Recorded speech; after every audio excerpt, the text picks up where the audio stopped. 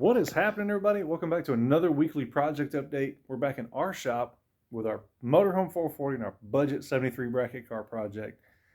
And boy, have we got a lot to cover. I'm going to try to go through this as quick as I can, so stay with me. About a week ago, you heard me talk in that Duramax update that we had to send our block back to the machine shop. Here's why.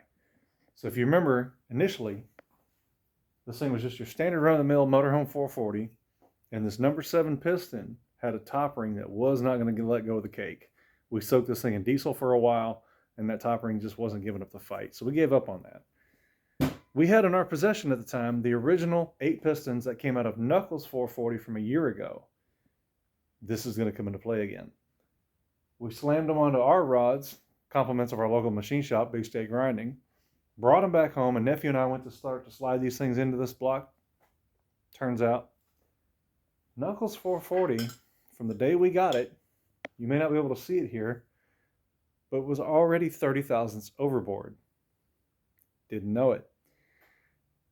We got these pistons back after getting them pressed on the rods, and once they would not slide in the block, we had to figure out why. So we cleaned 2 of them off and found the stamping on top said .030. That's why this block had to go back to the machine shop. Since they went ahead and bored it 30 over for us, they hooked us up with another set of rings that are already 30 thousandths over. That was kind of them. That was only hurdle number 1. Oh, by the way, that also means currently in the red truck, Knuckles, it has a set of 20 over pistons in what's probably a 40 over hole. Because if you remember from a couple episodes ago, when we got that 440 back from the machine shop, they said they honed it for us. Chances are they went another 10 over. That's going to be a whole nother story. But back to this one. It looks great. It looks awesome. They were able to cover a lot of the block since they went through the trouble the first time to surface it, vat it, put new cam rings in it. They covered a lot of things so that when they were boring this thing, they didn't get metal shavings everywhere, which worked out great. That was hurdle number 1. Number 2 is if you look real close right here, you see this little cross that's stamped into this pad. From everything that I can deduce, that means that the mains on this thing were about 1 thousandths undersized. I didn't know that until they got this thing cleaned up the first time. I had already gone ahead and purchased a set of King Racing bearings for the mains in a standard size because I couldn't see that cross.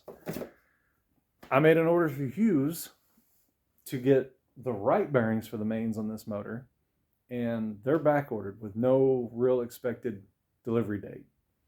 So what do? Well, what we did is I went ahead and threw the mains together on this thing, torqued the caps down with some plastic gauge on top of the bearing, took the caps back off, measured it, and turns out it's going to be just fine.